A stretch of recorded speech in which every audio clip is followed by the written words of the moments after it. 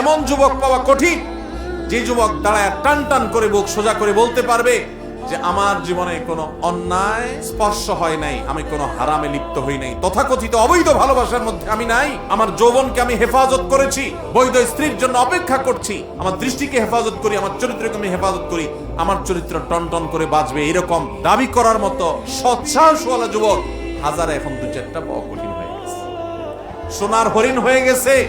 যুবক ভাইরা আমার, এই চরিত্র নষ্টের জন্য আল্লাহর কাছে হিসাব দিতে হবে।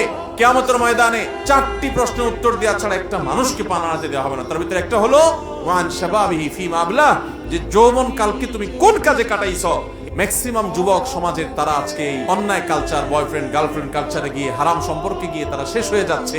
সব মানুষগুলো যেই তালে চলছে, এটার উল্টো, স্রোতের উল্টো দিকে চলতে পারা, এটাই হলো বাহাদুরি, এটাই হলো বীরত্ব। আর স্রোতের তালে চলার জন্য কোনো যোগ্যতা লাগে না।